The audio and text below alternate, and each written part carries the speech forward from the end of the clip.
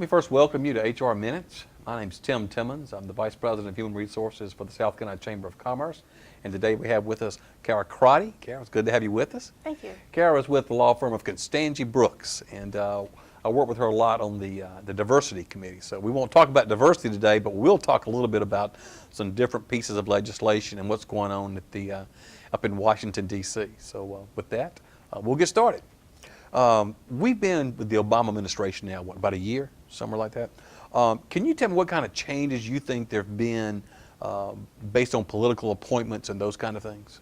Sure. I think the most significant appointment, at least so far, has been Hilda Solis to the Secretary of the Department of Labor. Okay. She is a self-professed friend of labor. She has repeatedly stated that her focus is on the American worker and labor unions. So we really shouldn't expect a lot of favors from her as far as the American business community goes.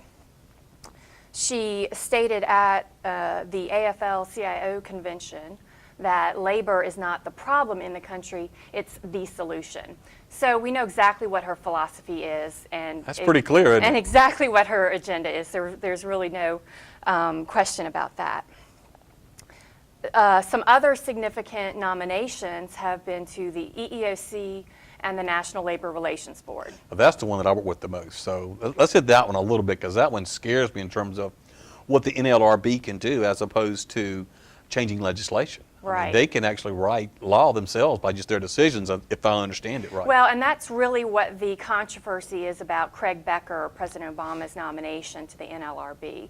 He's a union side labor attorney with 20-some, almost 30 years of experience, but the fear is, based on some things that he has written, that he will attempt to legislate, especially provisions of the Employee Free Choice Act, through NLRB decisions. So there's definitely a lot of controversy around his. So what they can't get politically, they can get through the NLRB on the EFCA. Potentially. And of course, if Mr. Becker's nomination is not approved, President Obama is just going to appoint someone else with the same or similar leanings, and we'll end up either way probably with a Democratic majority on the NLRB for the first time since 2001. So the decisions will certainly, the leanings will definitely be changing. Is the board full now with just this one opening? Actually, no. I believe so. there are only two positions on the board at the moment. So they've been working with quite a few openings for some time. So we could end up with 2 Democratic nominees before it's over with. Absolutely. Okay. That means we'll stay busy is what that means. Absolutely. Let's go on to EEOC. I'm sorry. At the EEOC, President Obama nominated Jacqueline Berrien to chair the commission.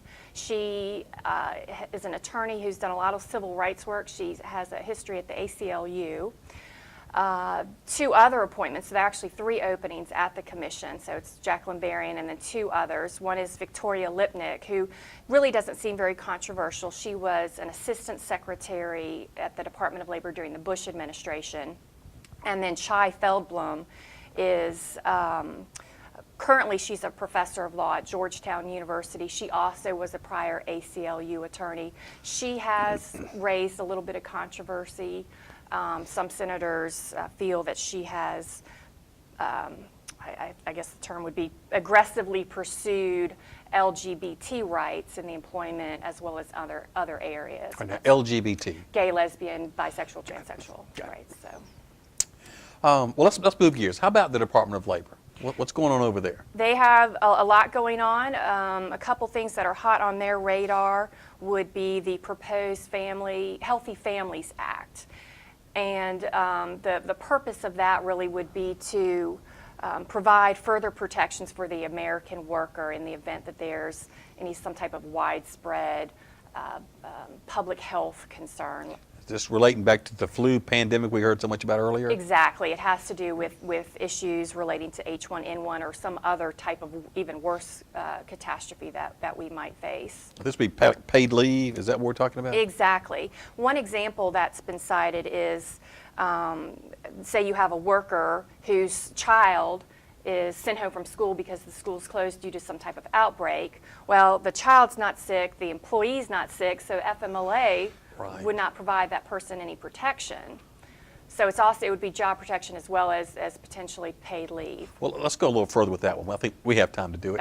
Okay. With sick leave, we tell our employees that sick leave is for you to be sick. If you're sick, you take sick leave. If somebody in your family's sick, that's vacation or PTO. So you could end up with a situation where somebody has a sick child, they're sent home from school, and they need to take care of that child. Would that be sick leave? Would that be paid time off? What would that actually be? Under the current provision of this bill, it would be included in the paid sick leave provision. Would be, okay. So employers would be required to provide 1 hour of paid leave for every 30 hours worked, up to 56 hours a year. And then the employee could take that time to care not only for their own medical needs, but also for family members, and to deal with certain issues relating to domestic violence. That sounds close to FMLA leave, doesn't it? Well, it goes much beyond that, That's really. exact- Yeah, okay. yeah. Especially with providing actual paid leave. I can see some handbook changes out of that one for a lot of so. folks. A lot of folks. Absolutely. Well, how about any significant changes in the legislative and the regulatory type things going on? As far as I mean, the agendas is what I'm talking about. right, well, the EFCA is still out there, the Yeah. Employee Free Choice I Act. think we can never forget about that one. Exactly. It raised quite a firestorm this summer, and has been a little bit dormant, I think, while Congress argued over health care. Which scares me because, EFCA was such, Employee Free Choice Act is what that is, obviously, for our listeners, but there was so much on that earlier on, and then it's kind of died. And what I'm afraid of, without the groundswell of businesses calling and employers calling, that thing could slip back through and us not even know it. Well, we definitely think it's probably going to come back in some form. It seems, based on the current lay of the land, that the controversial card check provision is probably dead, but that obviously could change. Well, I think as you and I will agree, the card check is important, and it means a lot to me not to have that. But there were other pieces of that bill that were probably just as Yes, bad or worse. absolutely. We're The keeping an eye mandatory on it. arbitration, all those kind of things, which we can do in another session. Okay. But because we're kind of running out of time, how about any EEOC initiatives? Let's talk about those. We hit it earlier, but let's hit those. I would say the high points are we're waiting final regulations on the ADA Amendments Act, as well as GINA, the Genetic Information Non-Discrimination Act. We had Lilly Ledbetter, the Fair Pay Act, Yep. President Obama's very first legislation. And I guess we can end with ENDA, the Employment Non-Discrimination Act. That would be a law that would prohibit discrimination by employers against individuals based on their sexual orientation, and could even include gender identity and transsexuality issues as well, depending on what form it goes It's going to be an interesting year, isn't it? It will be. That's one I'm surprised it hasn't passed already, so we're expecting it to pass. Well, I know we're out of time, but Okay. immigration in a minute and a half. What's up with immigration? E-Verify, I would say if there's a hot topic there, it's E-Verify. Every time I look at new congressional budget proposals, there's more money going towards it. I would say employers need to go ahead and get geared up for it. Eventually, I think it's going to be mandatory. I'll have to tell you, the South Carolina Chamber of Commerce, we just did it.